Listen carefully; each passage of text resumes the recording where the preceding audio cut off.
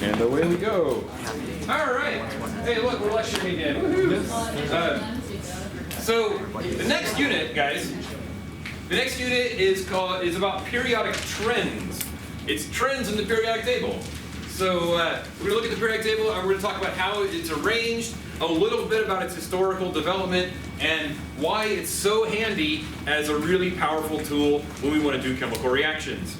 I was reminded yesterday about just how valuable this unit was in chemistry AP. I've always been like, it's not really that big of a deal. But then I was doing chemistry AP exercises with the Chem AP classes, and they were like, why do we care that sodium acts like potassium? And I'm like, because it does. It's very important. So this is very important. All right, so historical development of the periodic table. There's tons of stuff on YouTube you can learn about the periodic table. TED-Ed has a lot of great stuff about it. But basically what it boils down to is this. Around the midpoint of the 1800s, there was about 40 or 50 elements known, and they had crazy different names, and no one really knew how they interacted with each other. So this guy named Dmitry Mendeleev, again, you read this as Dmitry Mendeleev, Mendeleev, yeah, in St. Petersburg, he came up with a table, and this is a diagram of his table, and what he did is he arranged the elements into about 8 groups. You can see them Roman numerals, 0, 1, 2, 3, down to 8. He arranged them about 8 or 9 groups based on their properties. And it was pretty good. And why we really celebrate Mendeleev's discovery, or his work, I guess, he didn't really discover anything, his work was that there were gaps. There were gaps in his periodic table where elements had not yet been discovered. And he said, based on my table and these gaps, that gap right there is going to be an element with this property. It's going to have this melting point. It's going to be this dense. It's going to be this lustrous or not. It's going to behave like this. And when we actually found it after his death, we actually found the element, do you think he was right? Yeah, otherwise we wouldn't be celebrating him. So he was right. So he used his table based on properties to say, based on this gap, this is what that element's going to behave like when we find it, and we found it, and it was great. Now, that hung around for about a half a century until about 100 years ago. People started playing with it. First, this guy named John Newlands rearranged it, and with the remaining elements that had just been discovered. And then Henry Moseley came along and he said, you know what? I can put this into an even more accurate table based on the number of protons. When you arrange the periodic table by protons, not properties, it stretches out a little bit, but properties line up even better than Mendeleev's table.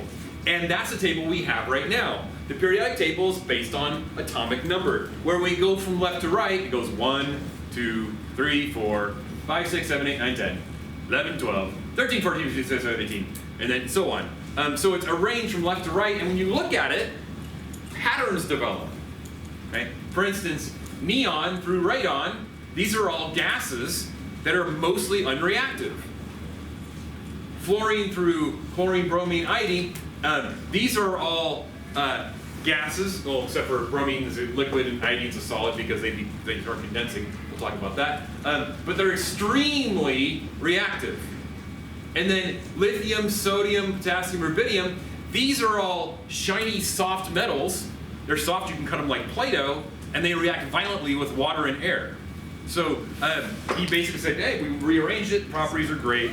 And so we gave these two guys primarily the credit for the periodic table. The old periodic table, or the first periodic table, and the modern periodic table. Okay. Does that make sense? Give me a thumbs up if that makes sense to you. All right.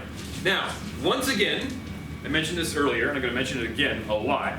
The single most important concept in all of physical science is that opposites do what? Attract. And likes do what? Repel. So electrons are similarly charged. What do electrons want to do? Repel. And we learned in the last unit why electrons have to spin opposite or spin pair when they're in the same orbital, and why they want to spread out. Hund's rule says they want to spread out in each available orbital, ups, because they're negatively charged. If it wasn't for their attraction for the nucleus, what would the electrons do? They just fly away. And we learned a month ago that protons being positive, if it wasn't for the neutrons, what would they do? Fly away. Well, now we're going to look at the interplay between the electrons and the nucleus. Specifically, the attraction of the electrons for the nucleus and the repulsion of each electron with its neighbor. Okay? So we're going to look at that interplay, that how the attraction is causing the electrons to get closer, but the repulsion is causing the electrons to spread out. Okay, so a little more history. Glenn Seaborg, about 70 years ago, Glenn Seaborg, the Manhattan Project. The Manhattan Project was when they were making the nuclear weapon. They got a bunch of scientists from Europe come over fleeing Nazi Germany, and they had some pretty cool ideas about how neutrons work. And we were like, hey, that's really cool. We should harness that and create power. And somebody said, we could make a bomb. And somebody said, I bet Hitler already has one. And they were like, oh, shoot, we better bomb their factories. So we spent most of the mid-half of 40, 41, 42 blowing up rocket factories. So he couldn't develop a bomb. We kept make sure his scientists were always on the run. And they couldn't bomb us because we were in New Mexico. No one wants to go to New Mexico, not even the Nazis. Yeah, so they were able to work in peace, and we won. We got the bomb first. Thank goodness. Otherwise, London would have just been a smoking crater in the 1944. Okay, so groups. Groups are vertical columns with similar properties. And we identify the groups as 1 through 18.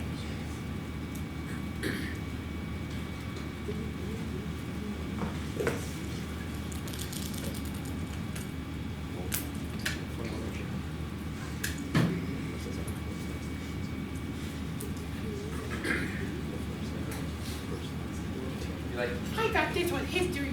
This was science facts. Why are we learning history? It's fun. Learning history is fun. Gives you a perspective.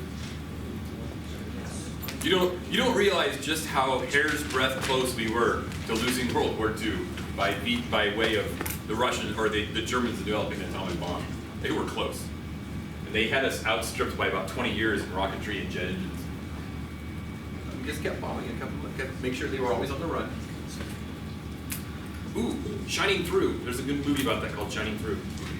Watch it. Okay, periods. Periods are horizontal rows, and because they're horizontal rows, they have a similar electron configuration.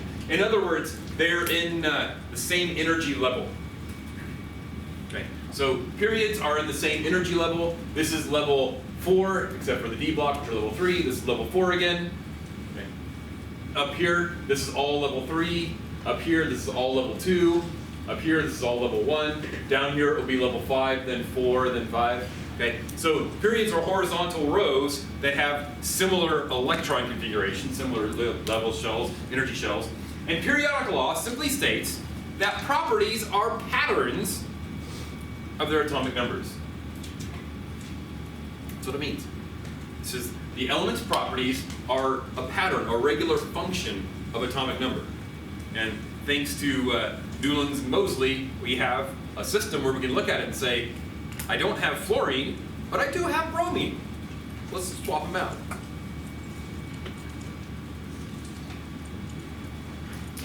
Well, I don't have zinc, but I do have cadmium. Let's give it a try. All right. What does periodic mean? It means frequent, like frequently. Yeah, exactly. That's exactly what period means. It means happening at a regular interval. So we have your attendance at school. Oh, sorry. Your attendance at school is periodic. Monday, Tuesday, Wednesday, Thursday, Friday. Saturday, stay home. Friday, stay home. Then come back again. Monday, Tuesday, Wednesday, Thursday, Friday. There used to be a section in old libraries. Before you were born, libraries had lots of books and magazines, and they didn't have computers or phones. Are you using your phone as a tool or a toy? Don't lie to me. You know where liars go. Where do liars go? Jail. Community college.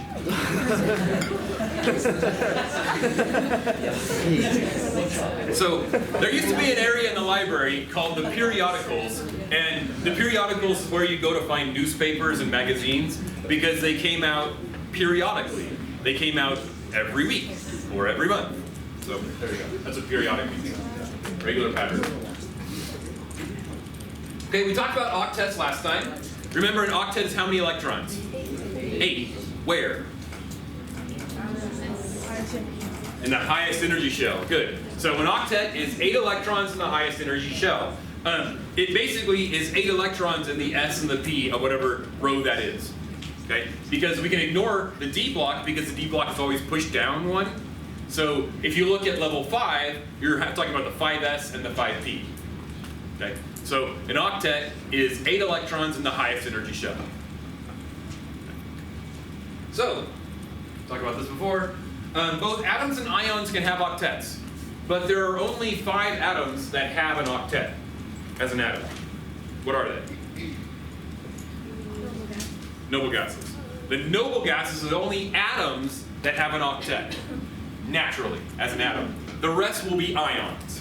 Okay? So atoms want to gain or lose electrons so they can complete their octet. Unless they have 1 or 2 extra electrons, then they're going to get rid of those electrons so the next inner shell has an octet, which is what happens with sodium or magnesium. Sodium's going to lose 1 because it's got 1 outer electron. I have a fun video about this. Magnesium's going to lose 2 because it's got 2 outer electrons. Chlorine has 7, needs 1 more. Chlorine will form a stable ion that is -1. Oxygen has 6, wants 2 more. Oxygen will form a stable ion that is what? -2. Good. Remember, electrons are negative. When you add electrons, you gain negative charges. Okay. So we call these valence electrons, again this is review, we call these valence electrons the atoms in their outer shell. So neon's got 8, argon's got 8. Phosphorus 3- also has 8, and oxygen 2- also has 8. So phosphorus's stable ion will be -3. Oxygen's stable ion will be -2. And how atoms give or take or share electrons is the realm of bonding, which is the next unit after this one. This is a really fast unit. There's one little activity we do, but for the most part, we just blast right through it. I don't even know that there's a mid-unit quiz. I think it's just like a week and we're done. I'll check for sure, but I don't think there's a... I added 1 or 2 activities, but for the most part, it's a very fast unit. Okay, so how atoms give or take electrons is the basis for trends. And that's where we're going to spend most of our time, talking about trends. You understand what a trend is, right? Yes. Okay, so a trend is what kind of just moves through society and everybody kind of jumps on board. Well, in the periodic table, there are trends that move through the periodic table, depending on whether we are going down or across. Questions before we jump in here? Sorry about the reading. Finally figured out how to make my bulletin board. All right, so the first thing, atomic radii, aka bigness. This is the bigness of atoms, how big your atom is. What controls the bigness of atoms? The amount of shells that are added. Good. The amount of shells of electrons determine the bigness of an atom.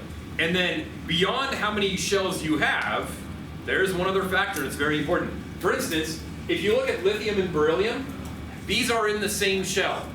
These are both in shell 2. But look at lithium at 152 angstroms. Angstroms? Angstrom is a unit of distance that is 10 to the -10 meters. Don't worry about it. Maybe. Oh, you know what? I will actually write it down for you. I don't know why it has a 0, but someone does. It's just not me. Angstrom is 10 to the -10 meters. So, there. So, if you look at lithium, lithium's 152 and beryllium's 111. Why is beryllium smaller than lithium even though they're both in shell 2? I guess just the distance of the electrons in each orbital? Yes, it's the distance. It's the size of the shells, distance of the orbitals. But why is beryllium smaller? Why does it have smaller shells than does lithium? No, it's more dense. But why? Because it's smaller. But why is it more dense? The atomic radius. Yes, but why is it smaller? It is the atomic radius, but why? What makes it smaller?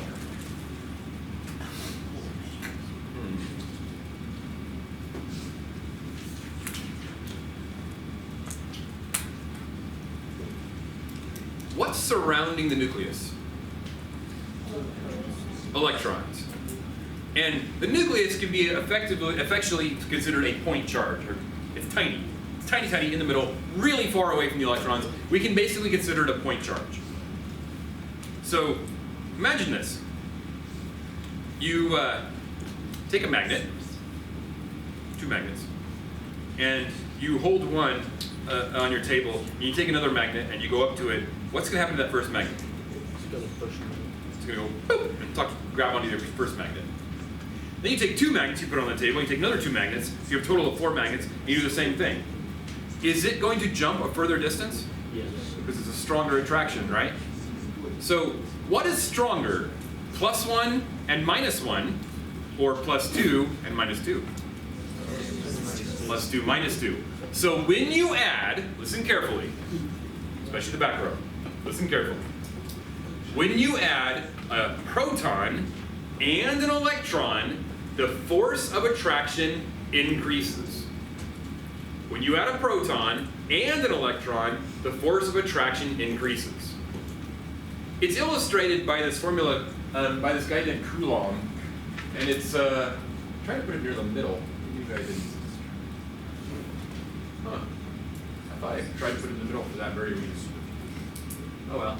The formula looks like this. Force of attraction equals Q1, Q2 over d squared with some constant in there. Some constant. Constant we don't care about. But this is the important thing, is when you have more protons and more electrons, you're going to have a smaller distance. When you have more protons and more electrons, you're going to have a smaller distance. Make sense? So that's why lithium and going to beryllium, when we go to beryllium, we add another proton, add another electron, and the electrons go, cool, another proton. Make sense? Okay. Same thing happens here. Now, there are hiccups. I bet some of you can figure out why the hiccup is there. So, boron, 86. Carbon, 77. Nitrogen, 70. Oxygen, 73. Fluorine, 72. Neon, 71. Does anyone know why it does that? Anyone have an idea why it goes like that? I guess like the properties of each element would cause it to have like a higher mass. No. So we think about it? So boron is up here, and you go through carbon, and you go back up to oxygen, and then back down to neon. So why does it suddenly get larger with oxygen? It gets smaller when you go from boron to carbon to nitrogen. Do you understand, first of all, do you understand why that is? Why the atoms get smaller from boron to carbon to nitrogen? Who can put it in their own words and tell me in their own words why the atom gets smaller? Someone? Okay, Matthew's been answering all the questions. Maybe someone from the second row. Or the third row? Why does the atom get smaller as we go from 5 protons and 5 electrons to 6 protons and 6 electrons? Excellent, Chase. I'm sorry? No. Jace? He said answer your question, so I tried. No, hey, no, trying is good. Trying is good. If you don't try anything, you'll live a life of despair and boredom. Did you finish your answer? I didn't hear you. No, the more you add, the greater the always.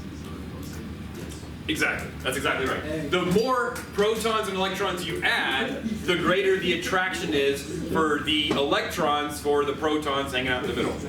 Does that idea make sense? super important. Really, really important. So now that you got that, back to my original question 5 minutes ago. Why is it goes smaller, smaller, smaller, bigger? Smaller, smaller, smaller. What happens between nitrogen and oxygen? I guess they lose like protons and electrons, and Nope. they lose the attraction. No, but thank you for volunteering. Something important happens. And if I give you the hint, you'll pick it up right away. What happens? You want the hint? Yes. You're like, we hate this dead air. Give us the hint. Fine.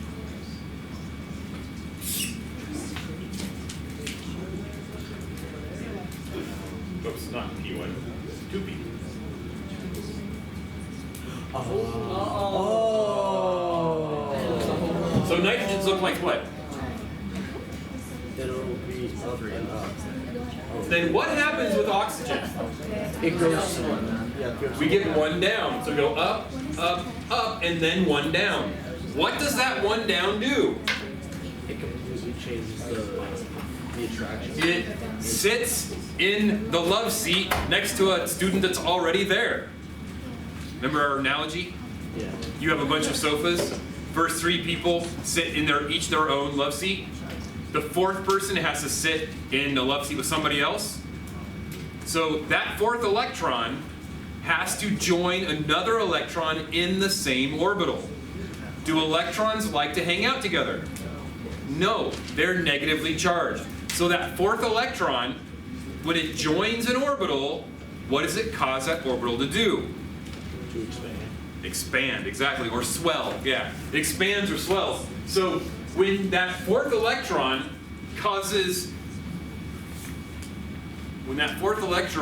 joins another electron in the same orbital, that orbital repels, or in that other electron repels that electron in the orbital, and the orbital swells. Does that make sense?